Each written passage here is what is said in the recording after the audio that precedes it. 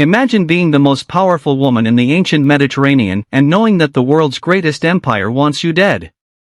You are Cleopatra VII, ruler of Egypt. Around you, the palace at Alexandria glitters with wealth. Ships crowd the harbor. Priests perform ancient rituals. Scribes record every decision. But beyond the marble walls, Rome is expanding, and Roman generals are fighting over the future of the Mediterranean. Cleopatra is only in her 20s. Yet she will soon become entangled with two of the most powerful men Rome has ever produced, Julius Caesar and Mark Antony.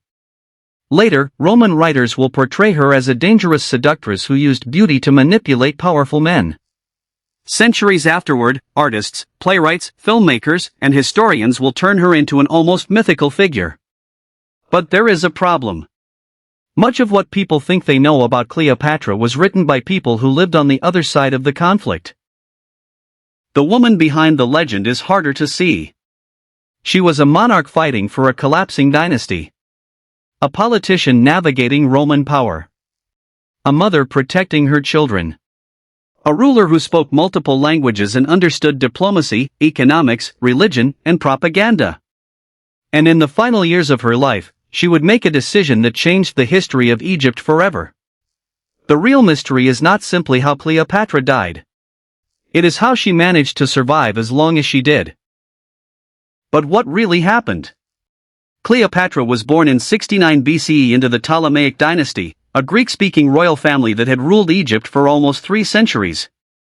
The dynasty began with Ptolemy I Soter, one of Alexander the Great's generals. After Alexander's death, his empire fractured, and Ptolemy seized Egypt. The rulers who followed him adopted Egyptian royal traditions while maintaining a strongly Greek court culture. By Cleopatra's lifetime, however, the dynasty was weakening. Egypt remained enormously wealthy, but political instability had become a serious threat. Royal succession could mean civil war. Siblings could become rivals. Palace factions could determine who lived and who disappeared. Cleopatra inherited this dangerous world at just 17. According to the traditional reconstruction, she initially ruled alongside her younger brother Ptolemy XIII. But this was not a peaceful partnership. Power quickly concentrated around competing advisors and factions at court. And Cleopatra soon discovered one of the oldest rules of monarchy. A crown does not guarantee control. Something unusual distinguished Cleopatra from many of her predecessors. She reportedly learned Egyptian, making her one of the few Ptolemaic rulers known to have spoken the language of the people she governed. Ancient sources also associate her with knowledge of other languages. This mattered. Cleopatra was not simply a queen sitting behind palace walls. She needed to communicate with foreign diplomats, Egyptian priests, administrators, soldiers, and merchants. Her political survival depended on understanding different worlds at once. And then the Roman Republic entered her palace. In 48 BCE, Julius Caesar arrived in Alexandria. He had been pursuing his rival, Pompey the Great, after their civil war had erupted across the Roman world. Pompey fled to Egypt expecting protection. Instead, Egyptian officials had him killed. When Caesar arrived, the political situation became even more dangerous. Cleopatra was already fighting for her throne against her brother's faction. And she needed Caesar. But approaching the Roman general openly could have been fatal. The ancient writer Plutarch later preserved the famous story that Cleopatra secretly entered Caesar's quarters concealed inside a rolled-up bed covering or carpet. Whether every detail of the story is literally accurate is impossible to prove. But the larger event is well established. Cleopatra secured a personal meeting with Caesar. And that meeting changed everything. Caesar became involved in the Egyptian succession struggle. Soon, Alexandria was transformed into a battlefield. Roman soldiers fought alongside Cleopatra's supporters against forces loyal to Ptolemy XIII. The fighting was brutal. The palace and harbor became strategically important. Ships were burned. The conflict spread through the city. Then came another turning point. Ptolemy XIII died while fleeing the battlefield. Cleopatra survived. Her position was restored. But she still faced a problem. Egypt had not suddenly become independent of Rome. Rome had become the decisive power in her kingdom. Cleopatra understood this better than almost anyone. She did not simply need to survive. She needed Egypt to remain useful enough that Rome would want to preserve it. And Cleopatra possessed something Rome desperately wanted: Egyptian wealth. Grain. The Nile Valley was one of the ancient world's great agricultural centers. Control of Egypt meant access to enormous resources. For Cleopatra, diplomacy with Rome was therefore not merely personal. It was existential. Then came the relationship that would dominate Cleopatra's legend. She and Caesar became lovers. Ancient sources tell us Cleopatra eventually had a son, Caesarion, whose full name identified him with Caesar. But historians must separate evidence from later storytelling. We know Caesar acknowledged Caesarion as his son. What cannot be proven is every romantic detail later attached to their relationship. Cleopatra was not simply the woman who seduced Caesar. That description reduces a complicated political alliance to romance. Caesar gained an important Egyptian connection. Cleopatra gained Roman military and political protection. Both had something to gain. And Cleopatra's ambitions went further. She wanted her dynasty secured. She wanted Caesarion protected. And she wanted Egypt to survive as something more than another Roman possession. But Caesar's assassination in 44 BCE shattered the political landscape again. Caesar was murdered in Rome by senators who claimed they were saving the Republic. Instead, they created another civil war. Cleopatra was in Rome when Caesar was assassinated, according to ancient evidence, but she soon returned to Egypt. Now she faced a new danger.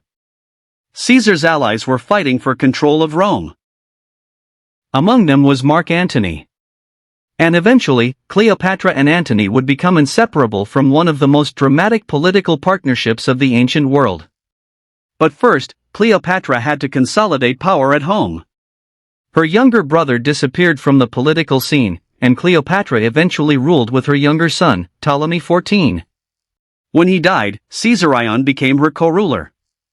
Cleopatra was no longer simply surviving. She was rebuilding the dynasty around her own children. Then came Antony. In 41 BCE, Mark Antony summoned Cleopatra to meet him at Tarsus. He wanted answers. Egypt had not provided the support he expected during Rome's political struggles. Cleopatra arrived in spectacular fashion. Ancient accounts describe an elaborate entrance designed to associate her with Aphrodite, the Greek goddess of love, while Antony was presented in a corresponding divine role. But once again, the popular story often focuses too heavily on seduction. Cleopatra was negotiating. She understood theater. She understood symbolism. She understood that rulers did not merely speak, they performed power. Antony needed Egypt's resources. Cleopatra needed Antony's protection. Their alliance became personal as well as political. They eventually had 3 children together. And for a time, Cleopatra's position seemed stronger than ever. But Rome was watching. And in Rome, another man was rising. Octavian. Octavian was Caesar's adopted heir. He was young, ambitious, and determined to eliminate his rivals. The alliance between Antony and Cleopatra gave him the perfect political weapon. Octavian portrayed Antony as a Roman who had abandoned his homeland for an Eastern queen. He transformed Cleopatra into an enemy of Rome. This was propaganda, but extremely effective propaganda. The Roman public did not need to understand Egyptian politics. They only needed to believe that Antony had betrayed Rome. The conflict became increasingly personal. In 34 BCE, Antony held a ceremony in Alexandria known as the Donations of Alexandria. He distributed territories and titles among Cleopatra and their children. The spectacle alarmed Rome. To Octavian, it was evidence that Antony was creating an alternative power center in the East. The political confrontation was becoming unavoidable. And then Rome declared war. Not officially against Antony. Against Cleopatra. That distinction mattered. Octavian wanted Romans to believe they were defending themselves against a foreign threat. The real target was the alliance threatening his path to absolute power. In 31 BCE, the two sides met at Actium on the western coast of Greece. Antony and Cleopatra possessed a large fleet. Octavian's forces were commanded by Marcus Vipsanius Agrippa, one of Rome's most capable generals. The battle became one of the decisive moments of ancient history. The exact tactical sequence remains debated, but the result is clear. Octavian won. Antony and Cleopatra escaped to Egypt. Their political world was collapsing. The following year, Octavian invaded Egypt. Alexandria became the final stage of Cleopatra's struggle. Antony's forces deserted. Resistance weakened. And Cleopatra attempted to negotiate with Octavian. But there was almost no room left for compromise. Octavian wanted victory. Cleopatra wanted to preserve something of her dynasty. Neither could trust the other. Then Antony received false news that Cleopatra was dead. Believing her gone, he attempted suicide. The ancient sources give differing details about what followed, but the basic sequence is consistent. Antony was brought to Cleopatra before he died. He died soon afterward. Cleopatra was now alone. And Octavian was coming. Cleopatra understood what Roman triumph meant. Captured enemies could be displayed publicly in Rome. For a monarch who had spent her entire life fighting to preserve royal independence, humiliation was almost as dangerous as death. Ancient writers say Cleopatra tried to negotiate her position and the future of her children. But Caesarion remained a potential threat. If Octavian acknowledged Caesarion as Caesar's legitimate heir, Octavian's own political position could become more complicated. So Caesarion was eventually killed. The ancient world had seen countless royal murders. But this one had enormous consequences. With Caesarion gone, Cleopatra's dynasty effectively ended. Egypt was about to become a Roman province. Then Cleopatra died. And this is where the greatest mystery begins. The traditional story says Cleopatra died from the bite of an asp, a venomous Egyptian snake. For centuries, that image has dominated art and popular culture. But historians are not certain. The ancient sources disagree about the exact circumstances. Some ancient accounts mention a snake. Others leave the method unclear. There is also a practical problem. An Egyptian cobra could cause death, but the mechanics of how it would have been smuggled into a guarded royal residence and used remain uncertain. Some historians have suggested that Cleopatra may instead have used a prepared poison. But there is no surviving evidence that definitively settles the question. What we can say with confidence is that Cleopatra died in Alexandria in 30 BCE, shortly after Antony's death and before Octavian returned to Rome. She was around 39 years old. The queen who had spent 2 decades fighting for her dynasty was gone. Egypt was now Roman. But Octavian had one final problem. Cleopatra had become a legend. He needed to control the story. Roman propaganda portrayed her as dangerous, foreign, excessive, and sexually manipulative. Later Roman writers preserved stories of her intelligence and charisma, but they wrote within a culture shaped by Rome's victory. That does not mean every hostile account is false. It means we must read the evidence carefully. Cleopatra's own writings are largely lost. Her palace has not survived intact. Much of what we know comes from later historians, Roman coins, inscriptions, Egyptian religious imagery, and archaeological evidence. And even her famous beauty is more complicated than modern audiences might expect. Ancient coins show a strong featured ruler rather than the idealized face created by Renaissance and modern artists. Plutarch himself suggested that her appearance was not necessarily extraordinary, but that her presence and voice were exceptionally compelling. In other words, the historical Cleopatra may have been very different from the Hollywood Cleopatra. There is another mystery. Where is Cleopatra's tomb? Ancient sources indicate that Cleopatra and Antony were buried together. But the tomb has never been conclusively identified. For generations, archaeologists have searched for it. One important candidate is the temple complex at Taposiris Magna, west of Alexandria, where excavations have uncovered significant archaeological remains. But despite intriguing discoveries, there is still no definitive proof that Cleopatra's tomb lies there. This uncertainty matters because the tomb could potentially reveal enormous information about her final days, burial customs, royal symbolism, and relationship with Antony. Until such evidence is found, one of the most famous queens in history remains strangely elusive. Her face survives. Her name survives. Her coins survive. Her political enemies survive in the historical record. But Cleopatra herself is largely absent. And perhaps that is the greatest irony. Cleopatra spent her life controlling how power was presented.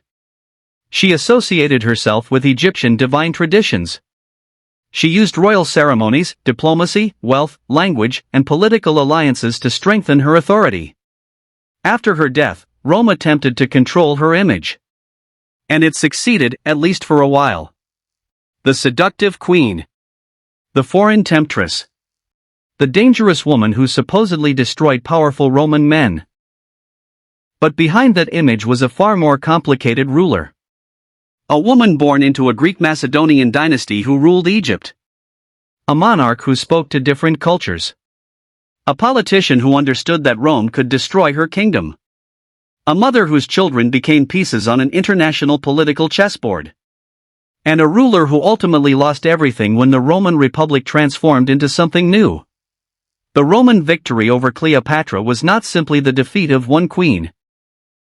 It marked the end of Ptolemaic Egypt and the beginning of Roman Egypt. For centuries afterward, Cleopatra's name would be repeatedly rewritten. Every generation would create its own Cleopatra. Seductress. Tyrant. Genius. Victim. Icon. But the historical woman remains somewhere between these extremes. And perhaps the final mystery is not how Cleopatra died. It is how much of her real life was buried with her. So, after everything Rome said about her, do you think Cleopatra was truly the dangerous seductress history remembers, or was she one of the ancient world's most capable political survivors? Because sometimes the greatest mystery in history is not what happened. It is who controlled the story afterward.